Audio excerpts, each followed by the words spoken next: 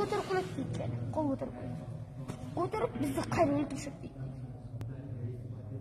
Ama başkalar bulsa kıyırıp olsa Rahim bulup koşurken de. Abi ne oldu?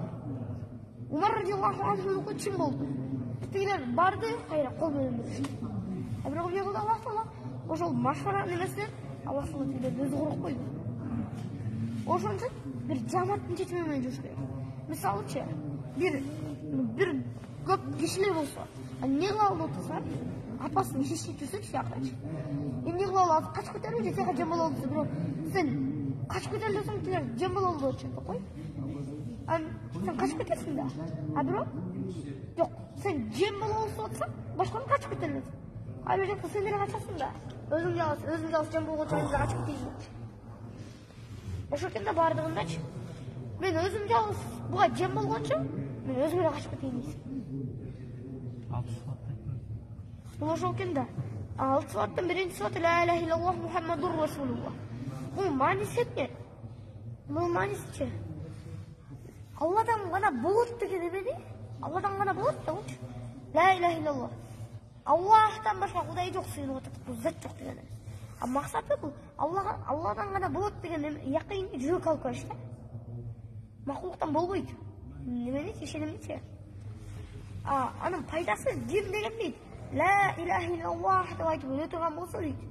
Allah Teala'nın tüzme tutma işe sırasız girecek dedi. Anan Muhammedur Resulullah. Muhammedur Resulullah Muhammed sallallahu aleyhi ve sellem'in kulucana elçisi. Şimdi Peygamberimiz aytdı da men size ölürden kaç. Men sizge iki mesele taşladım deyken. Birincisi bu Allah'ın sözü Kur'an deyken. İkincisi bunun ne? Ben sünnetim deyken. Uşul ekönü tayanıp parmansalar hiç vaqt adashmaysiz. Hiç vaqt. Biroq gimdi Peygamberimiz aytdi hadisning ma'nosini aytdi. Benim bir sünnetim tarixte turgan bolsa dedi. Anda agar 100 şehidni so'u kerak. Bir şehidni so'u deydi. Adamga 5'e kiriyor 70'te bo'lgan nimada savobda 99 daraja beriladi. Emin deydi. Ошол пайгамбардын сүннөтүн тиринтип жашаш керек. Биз даватка эмнеге чыгабыз? Жүрүш үчүн чыгабыз да. Ошол эмнени үйрөнөбүз? Аякта сен. Эметпейсиңби? Аякта стол жок, үйүндөгү деймиз да. Пайгамбар отуруп жейди, сен отуруп жейсиң. Ошо баарын пайгамбар кандай кыла турган болсо, сен даватта ошону кыласың да. Ошол маанисине жазылган да. Пайгамбардын өмүр баянын ошончочу полный ошону окутуш керек экен да. Что пайгамбардын өмүр баянын билип, сен билесиң пайгамбардын ya qanday tamoq yegan, qanday mesvoq bilan tishini tozalagan, qanday jung'an, qanday darat olgan, qanday o'tirib tamoq yegan, qachon uxtagan, qachon turgan, qanday uxtagan, qanday vaqtda gashga chiqqan, qanday vaqtda mechitga kelgan, qancha vaqt mechitda bo'lgan, o'shani barini bila olasizmi da. O'shaning uchun butun payg'ambarning umr bayonini bilish kerak ekan-da. Payg'ambarimiz aytdi-da, mening sahobalarim dedi, mening sahobalarim osmondagi yulduzni ol dedi. Qaysini sinab jo'ysang, vaqtim bo'lmasa. Qarang, sahobalar yulduzni oldi. Bizlar yulduzni bo'lamiz. Nega? Biz просто yurakdan chechim chiqarib, yurakdan o'ylanib, polni sahobalar qanday qilsa bizlar shunday qilish kerak. Alloh taolo Qur'onda aytadi-da, "Ey sizlar yaxshi ummat bo'lib chiqarildinglar." Sizlar yaxshilikka chaqirasizmi, yomonlikdan qaytarasizmi? Bu yerda ummatgacha bunday javobgarchilik ilingan emasda boshlashi. Sizlar aytadi o'sha yerda sizlar yaxshilikka chaqirasizmi, yomonlikdan qaytarasizmi? Bitta. O'shani aytdi. Sizlar yaxshilikka chaqirasizlar-da, yomonlikdan qaytarasizlar. Ammo kim bo'lgan? Nega biz yaxshilikdan chaqiramiz? Nega biz yaxshilikka chaqiramiz? Nega biz yomonlikdan qaytaramiz? Buni payg'ambarlar bilan qilgan ishkanda. Uni to'liq payg'ambarlar bo'lishganda, ular yaxshilikka chaqirishgan. Lekin la ilaha illalloh yo'q. Ana jamoatdan tishgan. Hey, jo'nana baba, buni o'lib, shunday. Bit bayanlik. Oğlum Allah Teala nega payg'ambarchi? O'zi barini o'lib tavergan emas. Alloh Teala bit vahiy qilib tushirib qo'ygan. Bit. Ana ne oldu? O'zi sahobalarni olib aytdi payg'ambarimiz. Ana ne oldu? Sahobalar o'shani o'ylanishdi, qilishdi payg'ambar qanday aytsa, ular sekishgan jo'g'an ekan, ular payg'ambar shunday suyishgan ekan-da. жүрөгүндө ушундай болгон экен. Билал радиаллаху анху пайгамбарды ушундай жакшы көргөндөнчү. Пайгамбар өлгөндөн Меккеге келип азан айтканда ал калды. Анан айтып келет, أشهد أن محمد رسول الله إلى قلبك خسير ошол кезде пайгамбарды ушундай жакшы көргөндүктөн Алла разы айта алган. Ошол кезде бардыгыначы ошол якын пайгамбар деген якын Аллахтан болот. Пайгамбар аны ертсе деле якын жок. Бул бирок өтө кыйын иш да. Ошон жүрөк алып келүү бүттү. Кыйынчылыктан, тозоктон, азаптан сен кайттың. Алла жолуна чык. Бүттү. Сен тозоктон кайттың. Эмнеге? Анткени Аллах таала айтып атат. Аллах жолуна жукканча тозоктун оту түтүнүнөн бириктирип деп койду. Всё, бириктирди. Аллах таала бирде жаныбар беричи. Анча кичкене эмес коюңдарчы, бирде жаныбар. Бирок бир жаныбар менен ат менен. Ошон үчүн баягында жана мурдакы муфтичи Максат ажы айтты да, Аллах таала Куранда бир гана жаныбар менен кызам ичкен алат. Жел жыктуу багалы ал үйгө тынчтык, береке бар болсун депчи. Ошол кезде барында жаныбарларда да зекет бар. Бирок ал атта деле зекет бар экен. Бирок 6 айдан ашык талаада жүргөн атка зекет берилбейт экен. Ой, зекет берилбейт экен. Бирок жүрбөгөн атка 6 айдан ашык талаада жүрбөгөн, бош жүрбөгөн атка зекет берилбейт экен да. Эгер атым 6 айдан ашык немеге талаада жүрүп калды, бүттү, сен зекет бериш керек. Анткени ар бир жаныбардын зекети болот экен да. Намаз бул эмне десе, намаз бул Аллах тарабынан бизге үммөткө берилген, пайгамбардын үммөтүнө берилген. Билет экен да, Аллах тарабынан. Азыр бир эле бир тууганың же да бир алып келип берип койсочу бир подарок. Сен айтасың, ого рахмат. Эмне ошо намаз үчүн Аллах таалага рахмат дейсиң.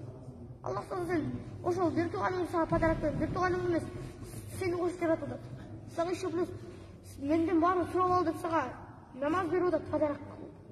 Эмне сен андан сурабайсың? Ага рахмат айтпайсың. Ошол кезде баарын ойлонуп иш кылыш керек экен да. Бирок мен айта берем. Бирок ошону толук бияка алып келиш керек экен, жүрөккөчү. Бияка. Келбеди жүрөк. Анда сен жөн эле мындай.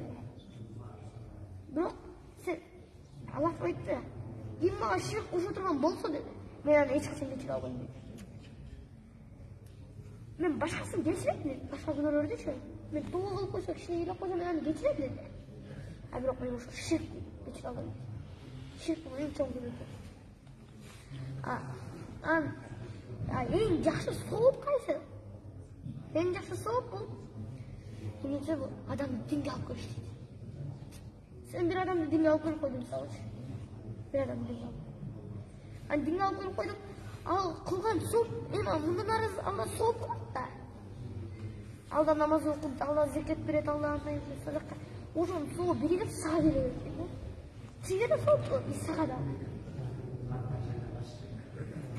Ошон үчүнчү сен сообу ошол тик адам өлгөнчө боло берет да. Ал дагы динге алып келет. Ал өлүп калса деле ал динге алып өлүп калган киши динге алып келген бала дагы кыла берсе, ал сол эле кайра жасап баштайт. Эмне сен биринчи кишини динге алып келип койгонсуң дечи. Ошол үчүн баары боло берет экен да. Бул дүйнөдө пайдасы болот экен. Баары туруп калыш керек. Сен эмне десе бул Алланын суносу. Пайгамбар мисалы Таифке барганда эмне болду? Аны таш менен уруп эмне кылган? Жабырайыл ага сен дуа кылгын. Казыр деген бул тоон периштеси келет да, буну жок болсо тоон периштеси келди. Эмне деди? Мухаммад сен Аллага дуа кылгын, мен буну бүт жок болсом. Эмне кылды? Жок, мен табайм. Мен дуа кылайын деди. Дуа. Я Алла деди. Я Алла ушу Таиф элинин мындан кийинки элинен халымдарды, хадистерди чыгарып коет. Эмне болду? Азыркы учурда ошо Таиф элинен чыккан хадистер алдында бар экен да. Анан илим зикир. Илим адамға өлгөндөн өлгөнгө чейин керек фарз. Адам калат экен илимдечи. Төрөлгөндөн өлгөнгө чейин полный илим алат экен да өмүрүндөчү. Мисалы бир нерсе билбейт адамчы. Ката келип болсо андан сабак алат. Экинчи мындай катаны кетирбеңер деп бар. Анан дагы ката кетирип алат башкасын. Андан да кайра сабак алат, анан эле. Ошентип отуруп, күнөө кылып кайра сабак алып, кечирим сурап отуруп, полный адам неме болот экен да. Ошондо дейт, ыйман керек. Эмнеге десем, тиги күнү десем, байлыгың калат да. Байлыгың калат. Машинаң калат. Сен мишнете турган момент чоң үйүң калат да. Полный калат да, качып полный. А бирок эмне калбайт? Эмне сен менен чоң барат? Сен турган жакта, мен антип мен окутап калдым. Бәйгеге бияқта калат. Сен калсаңчы. Бирок ким сен менен чоң барсаң сен менен. Сен амалың барат дейт. Эгер сен жакшы амал болсоң, сен амалың кабырда сага жардам берет. А эгер сен жаман амал кылсаң, кабырда ал сени кордойт дейт. Эмнеге сен антесиң дегенде ошол жакта периштелердин эмеси болот. Кара Умар радиаллаху анхуга пайгамбар мындай айтып койду деп. Эй Умар, сен кабырга барасың. Кабырга барганда эмне болот деди? Эй Умар, сен кабырга барасың. Кабырга барганда тиги периште сага мункардын айтат. Сага сурак алганың келет. Сен андай айтасың. Аллахың ким деп сураганда, менинки го эми Аллах, силердики ким деп сурат. Сурак андан аласың дейт. Ошол эми жакыйын ушунчалык күчтүү болгон экен сахабаларды. Алар полный эле өзүнүн жашоосунда эле тапшырып койгонго даяр болчу экен да. Бардыгы мененчи бирдей жүрчү экен. Эмне анда икром муслим керек. Бардыгы менен бирдей болду. Саз келдик мисалы, жака бай келип калды. Ассаламу алейкум, ассаламу алейкум, ассалам. Полный жашаган жакта койшуңуз. Кандай досум? Ал деле ошого окшош, байга окшош эле киши, просто кичине байлыгы жок экен да. Эмне сен тиги бай менен ассаламу алейкум, ассаламу алейкум, ассаламу алейкум дешиң керек? А сен тиги неме менен, кедей менен кандай досуңду учурашың керек? Ал деле сага окшош киши да.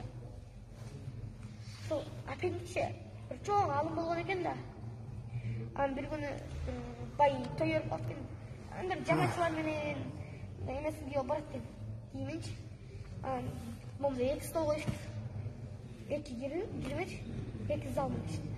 Анан биягында бир жырный тамактар. Биягында андай жөнөкөй экен. Анан тиги апенди жамандай киймечи. Жамаатчылар менен тиги жакшырак эмейинсе, жок ача бияка кирсе. Эми бияка киргип атат, бияка кирип атат. Жок бияка кирип атат. Тияка деп койду. Анан ошака кирбей чыгып кетип калды. Анан жакшы кийимин, шляпасын кийип анан кирет кайда. Анан кайра жана кирип аткан жагына бияка кирейин деп кирип барса, жок ача бияка. Анан тиги келип анан апенди тиги куриш турсат кабырда. Могу сага бир чуртур салып кийимине чыгапчы. Эмнеге тигилер могу жин болуп калды деп ойлойт экен да. Эмне сен айтып атасың сен? Билесиңер, мен жана жарым саат, бир саат болгон дейт ошол дечи. Мен нар жака бардым дейт. Жамаатчылар менен кийимди болуп. Ошол жерде мен бияка кирейин десем, мен тияка кир деп бияка өтүп чыкты дейт. Наркыска болуп. Анан мен жакшы кийинип алып кирсем бияка кирди. Билип койгула, бул тамак силерге эмес, бул келинге керек. Бияк адамдарчы ойлошуп экен да, бай деген кандай? Акчасы бар, үйү бар, машинасы жакшы, телефону жакшы, ушундай немелерди ойлошуп экен да. А бирок чындыгын койду, кандай болот десечи, бай деген нормальный эле так положено, кичке үй салат дейт. Нормальный адамдардыкындай эле машина алат дейт. Нормальный адамдардыкындай эле кийим кийет. А бирок анын акчасы аябай көп. Ал неметсе болот эле өзүнө чоң үй салсачы, жакшы машина алса, жакшы кийинип алса болот. А бирок ал эмне кылат? Алланы эстейт дагы, ошонун баарын садакага берет. Баарын. Алла эмнеге антип десе, Индияда Аллага шүгүр ушундай кишилер бар экен да. Бизге дагы айтып беришти.